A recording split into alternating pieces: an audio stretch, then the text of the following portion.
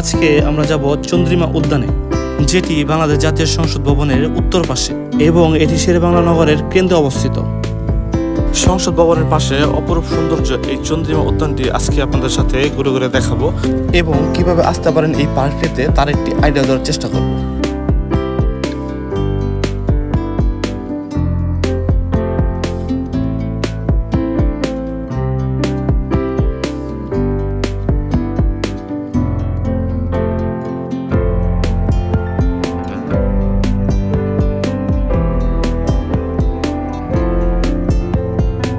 চুয়াত্তর একর জমি নিয়ে চন্দ্রিমা উদ্যানটি শেরেবাংলা নগরের কেন্দ্রে অবস্থিত।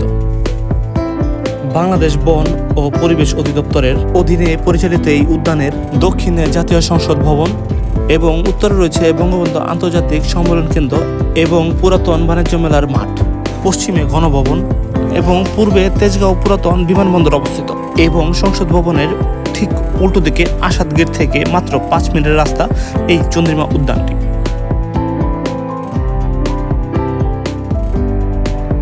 চন্দ্রিমা উদ্যানে ঢুকতে দেখতে পাবেন ক্রিসেন্ট লেকের উপরে একটি ঝুলন্ত ব্রিজ এবং এই লেকটি সংসদ ভবনের উত্তর পাশে অবস্থিত।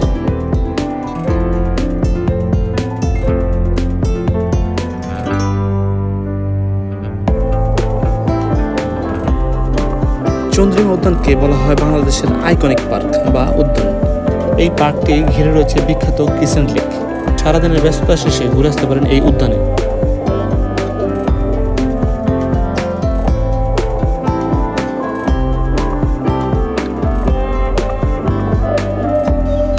তাছাড়া সুন্দর একটি পরিবেশে আড্ডা দেওয়ার জন্য ক্রিসেন্ট লেকের পাশে আছে সুব্যবস্থা, যেখানে গাছের ছায়াতলে বসে কাটাতে পারেন কিছু সুন্দর মুহূর্ত।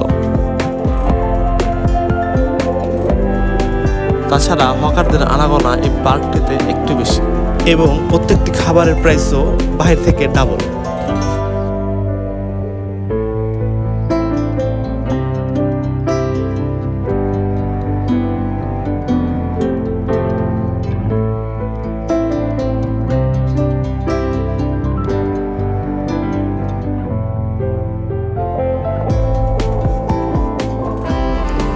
ঝুলন্ত সেতু পার হয়ে আমরা চলে আসছি পার্কটিতে।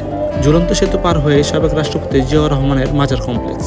2002 সালে জিয়াউর রহমানের মাজার কমপ্লেক্সটি তৈরি করা হয়, যার কারণে পূর্বে এই উদ্যানটির নাম ছিল জিয়া উদ্যান, তবে বর্তমানে এটি চন্দ্রিমা উদ্যান নামেই পরিচিত।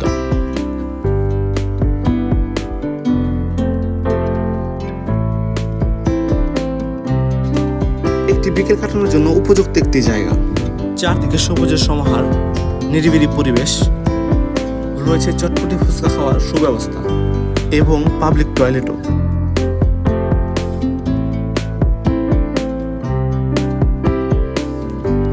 সো দেখা হচ্ছে অন্য কোনো দিন অন্য কোনো ভিডিওর সাথে।